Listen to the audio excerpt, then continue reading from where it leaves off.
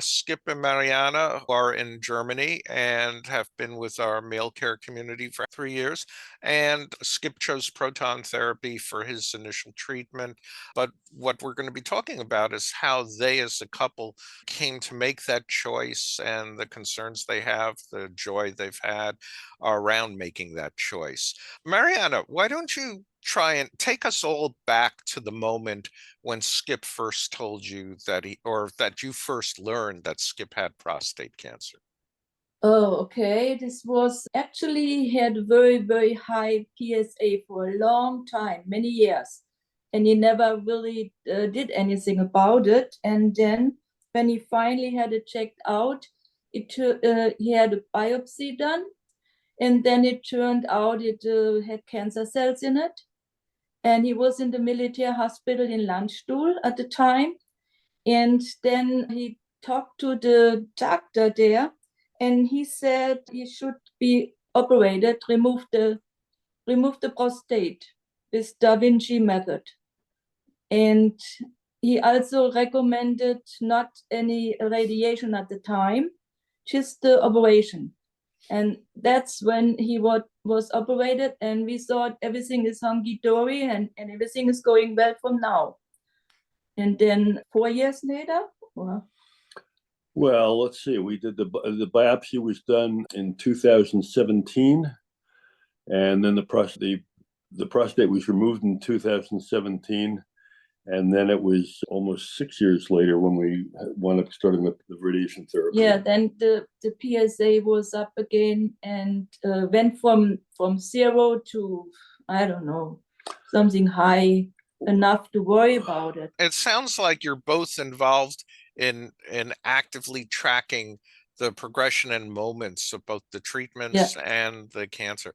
But Marianna, what I'm particularly interested in is when you first heard the words that told you that Skip had prostate cancer. Who said that, and where were you sitting or standing at that moment? The doctor actually said it. I was with him at the doctor's appointment when the results came back, and it was actually, originally it was a shock. It's kind of a shock, and then we asked what the options are, and he told us what the options were, but he didn't give us any idea if he could be healed, if he could be so bad that he would die within a certain time. He didn't say anything. So we were kind of floating, and I must say, I went in the internet and did a lot of reading on it to inform myself what are the chances with prostate. And when he was operated and the results came back, I looked for the Gleason. The Gleason gave me a little bit of an idea how bad it was, and it wasn't good. It wasn't all too bad, but still a Gleason of 7 didn't sound good to me.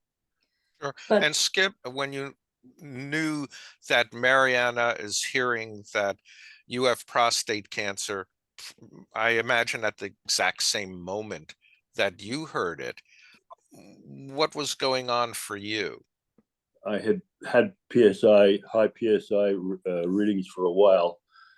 I tended to put it all in I wanted to ignore it because I really didn't want to think about that I had cancer. And I had read things from 20, 30 years ago about the reliability of PSA tests. And I was really had pre-programmed my brain to think, well, this PSA stuff is probably not a very serious thing to worry about. And then it was finally, after a couple of years, I thought, well, I'll go ahead and get the biopsy done. I was reluctant to do that the first time because a guy who was a nurse said he would avoid having anything to do with which would be poking you with needles or doing any of this sort of stuff, anything that was invasive. And so I put that off for about a year and a half before I had that done. Once the biopsy results came back, that was when we both found out that it was a clear cut that I had prostate cancer. And I wasn't really shocked. I wasn't that surprised. It was a feeling like I get very, very bad stomach ache, everything cramped up inside. And I just kind of lost for a moment, the feeling like oh my goodness, our whole life is going to be down the tubes. I think I'd gone through the thing before of denial. And I think if I had found out maybe a few years earlier, it might have been shocked. But when I heard the news, I wasn't particularly shocked, and I wasn't that surprised.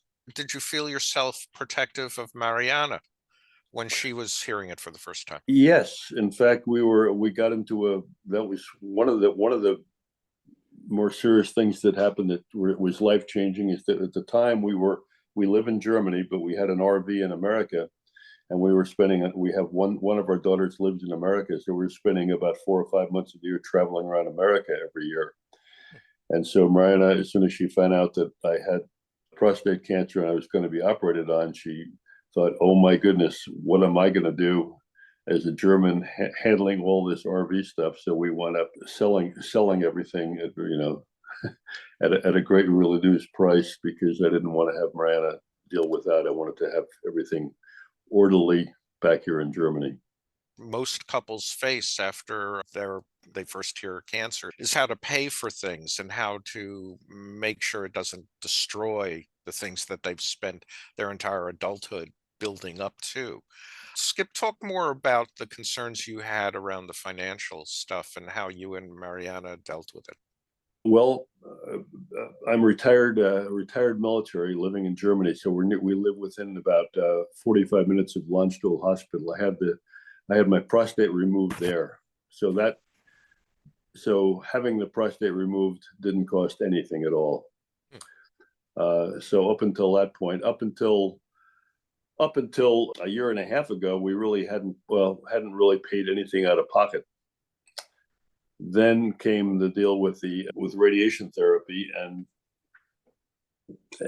the main thing that I was concerned with was the difference in cost between just the standard radiation therapy and proton radiation therapy. And that I even knew about that difference was because of the research that Marianna had done on the internet. I've known a few people who had regular therapy, and they all had problems. One guy really had big problems with his bladder, and he had artificial thing going out he couldn't do the work anymore, and he was really handicapped.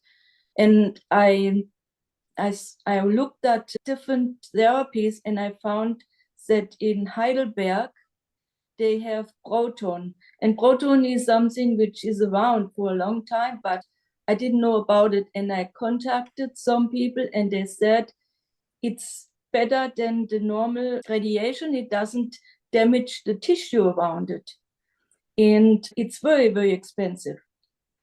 But in the States, it's probably, that's what he told me, that in the States it's 3 times more expensive than in Germany.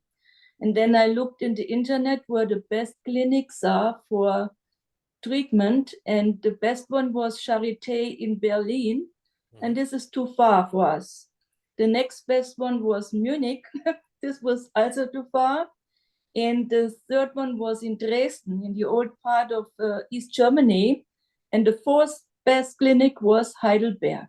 And there is a professor, and he has this special proton therapy. And I asked Skip if he would be willing to go and see if he can apply for it. And the professor said it's going to be like roulette. They're going to draw names. They not take everybody.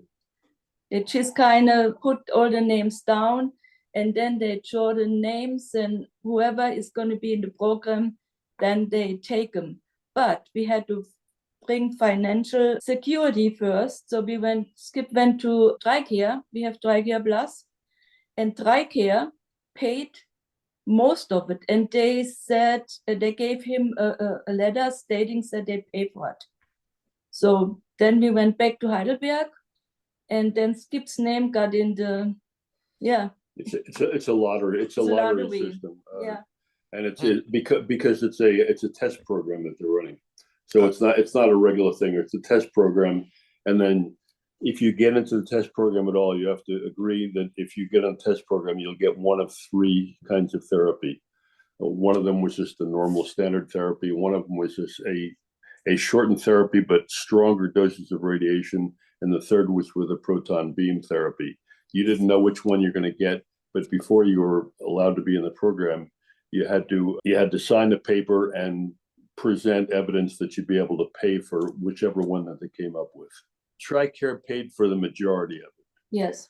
They paid for all but about, I think about $4,000, Yeah. $4,500 The that total we had to cost pay. was something like 44,000 euros. That's Yeah. a lot of money, Right, 44,000 euros. But they told us that in the States, it's even more expensive. Mariana, it sounds like you were very concerned with the side effects of the next level Yes. of treatment he was, Yes. and that perhaps it's fair to say any cost would be spent to spare Exactly. Skip that kind of side effect profile. That's why we save our money for. I mean, we have savings, and if push comes to shove, we use the savings for our health. The idea of going through a therapy that you've read about on the internet, but is still in a clinical trial in Germany, it did it present to you concerns about, is this going to be a mistake? Actually, there weren't. I was praying for the proton therapy because it was only a 4-week therapy where we had to drive every day to Heidelberg from Monday till Saturday. And the other therapies are the normal ones, and they did more damage to the tissue, plus they are longer. Yeah, and I was fairly comfortable with any of the three choices that would come up, so I didn't have an issue with that. Had we not gotten into the program, we would have gone for just the standard radiation therapy there. And I was fairly confident that as a follow-up, it would probably be good enough. My understanding is that it's anything that you do with this it tends to be setting the clock back. Please talk about how your two daughters first learned about prostate cancer in your family. I think we told them both on the telephone. Yeah, the older one, like, she is a nurse. She works in the military hospital In Landstuhl. And of course, they were shocked. They were kind of, they were upset. But then she tried to help getting the appointments, and she also asked people who had prostate cancer how they dealt with. And our young daughter, she lives in Tennessee now. Her uncle had this, and she got him to write to my husband how he was treated and how everything went well. So they all tried to please us, to ease us. I mean, to ease our mind, which is nice, but I didn't want them too much worry about it because we had to deal with it. That's very important, I think. And we're very fortunate to have a family where we have a very close relationship with both of our daughters, and certainly that's a part of it. I think it's a mutual feeling that we all have for each other. And you as a dad, do you feel, protective of how your daughters are sort of absorbing this information over the years in the same way you are with Marianna, or is it different? I think it's different. I think it's a little bit more for Marianna because I think there was a kind of a protective thing as far as that we had to have things in line if I were unable to do much of anything. We didn't know at that time how serious it would be with it. I think that the most serious part of it for us was when we were facing the operation. And I'll add one other thing, one other little thing that I'll mention I didn't mention before, and that is I was a little bit reluctant to take prostate cancer seriously, but in a little street in the village in Germany where we live, there were two other guys who had prostate cancer, and they had both died in the previous years. So. And I think that made Marianna a little bit more tense about the situation, and it certainly made me a little bit more alert to her needs at the time. I think with our daughters, I think they took it in pretty good stride. Yeah, they didn't show. If they were totally upset, they wouldn't show us because they didn't want to burden us. They were upset, of course, at the beginning. But then they learned that, look, after the operation and the prostate was removed, the PSA was 0, undetectable, and everybody was happy. So they kind of relaxed on it. And then they came back, and he got proton radiation. Now everybody is relaxed again. And she, you know, it's kind of an emotional experience doing that, but she demonstrated her love for me is in terms of not only doing a lot of the research for this stuff, probably most of it, 90% of it, but also being involved in being part of that whole experience the whole time. Since I overdid it with the research, I must say. I read a lot, and I also became member of your group here, which he should have, but I noticed there are a lot of women in there. Mm-hmm. So that's part of my research, to read what other people have done and how things went. And I overdid with pushing a lot on Skip. Everything I read, I kind of send them and say, read this, listen to that. And I think I overdid it a little bit because, yeah, he didn't appreciate this so much. And I did a lot of reading how to eat, about vitamins, and I did a lot of changes in our health, in food. Skip, why don't you tell us how you're doing now? I'm doing fine as far as the prostate. As Marianna said, that the value, the PSA value went to almost zero. It didn't quite make it zero. It went to 0.01. 0.02 initially, then went down to 0.01, and now it's on its way up, but it's only at 0.1 at the moment. So although it's increasing, it's still at a low rate. And I went and visited the urologist in July, and she said that at this point there's no point to do anything other than monitor every 6 months. Meantime, Heidelberg is monitoring the stuff every three months for part of their evaluation.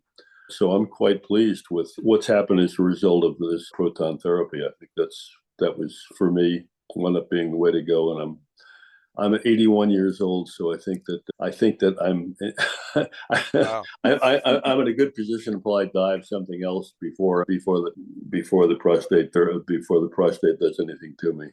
Marianna, your goal was to help Skip avoid quality of life impacts, preserve good, erectile function, perhaps urinary function, all that. From your point of view, Marianna, as you see Skip go to the bathroom or not, or however he behaves, what's your impression? Was proton therapy achieve the goals that you had for him?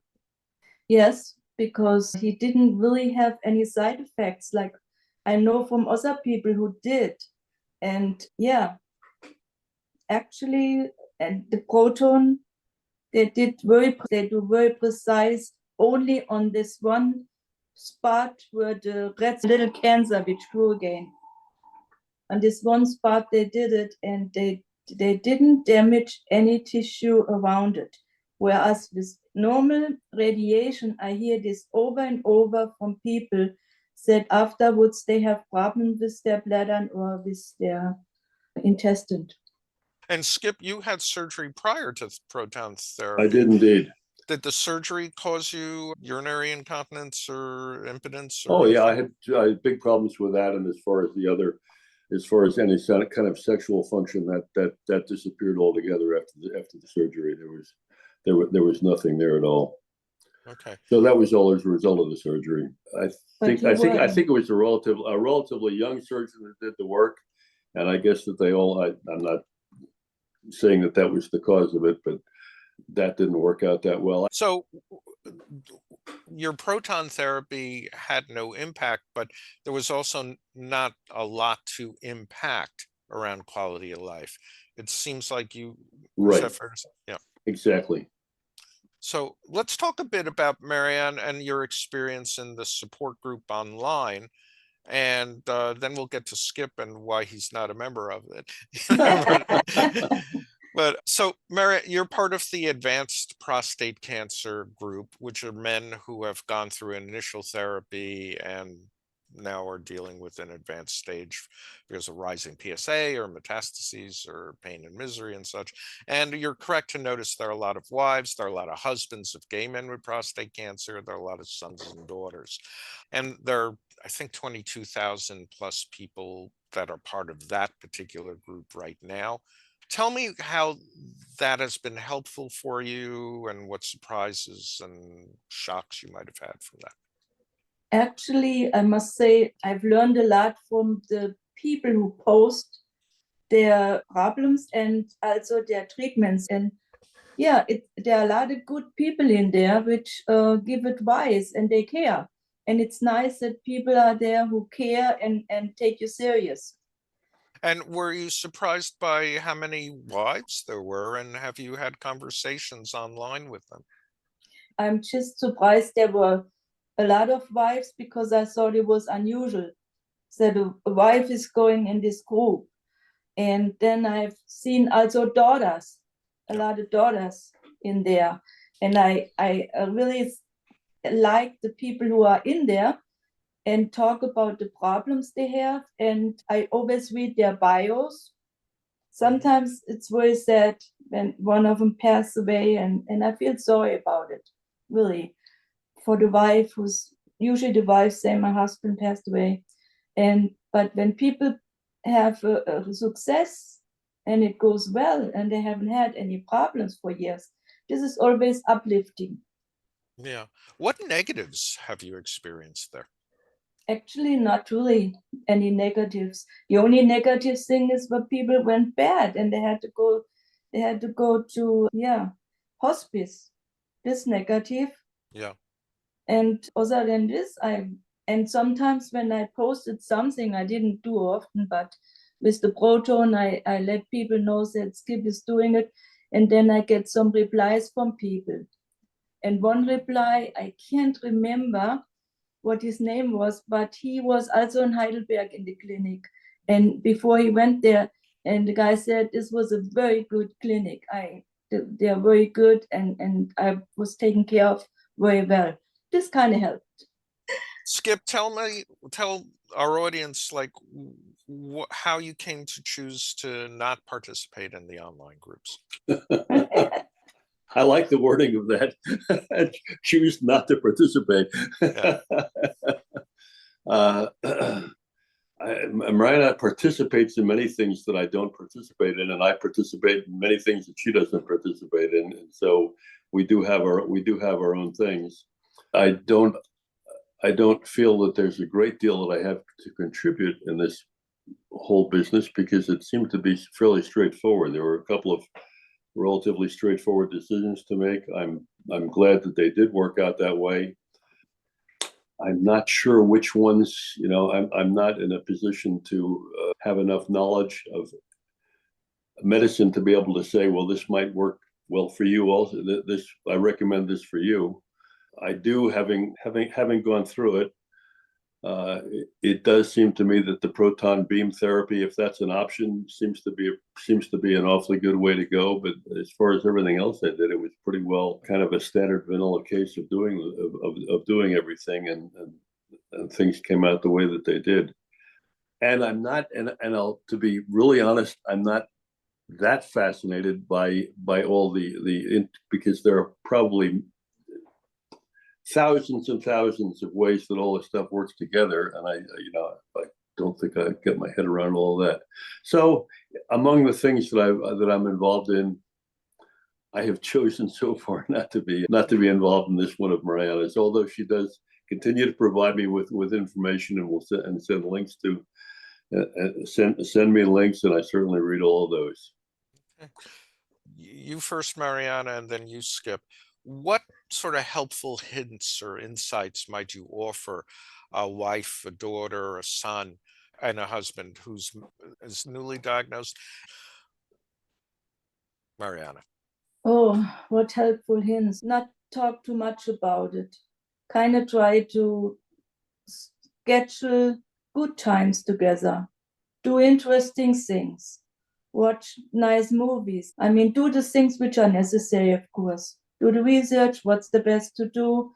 Do everything you can to help. But yeah, don't become panicky. Mm-hmm. And Skip? Looking back at it, I would say take it seriously. Once it's take it seriously, because it can and often is very serious. and then look into the things that will reasonably set that clock back. And I think that the initial recommendation that I had was probably a good one. He recommended the surgery, and as we found out, my prostate was 3 times larger than normal and very cancerous from the lab work that was done afterwards. So it was worth taking it out, and I think that it was probably worthwhile having that done before going ahead with radiation. So I think I'm glad I did that, and I guess that as a broad-based recommendation, I would say take it seriously. Have the lab work done, the biopsy, and if something has to be done, I think the operation is a good way to start, and radiation is a good follow-up to that. But there are no guarantees. Vis-a-vis being married, what advice do you have? It's very useful to have a wife who's engaged in this, who's involved in it. Marianna could have gone another way where she could have been the one in denial rather than me in the beginning. She wasn't, and I think that it's very useful to have a wife who is involved in the whole process, who becomes knowledgeable and is supportive. And Marianna was. And what does supportive mean? Well, being with me during all the radiation, and she was following up on this, and I think that also being my researcher as far as going through all the internet things that she found and talking to all the people she talked to has been very useful. Well, Skip and Marianna, we're blessed to have you as part of our organization, even though, Skip, you don't show up, but that's okay. And yeah, you show up through Marianna, and Marianna, your interactions with people and the questions you ask and such are very helpful to more people than you could possibly imagine. We wish you both continued good health, and thank you very much for being part of this. Thank you. Thank you, Daryl. You too, Daryl. Bye-bye.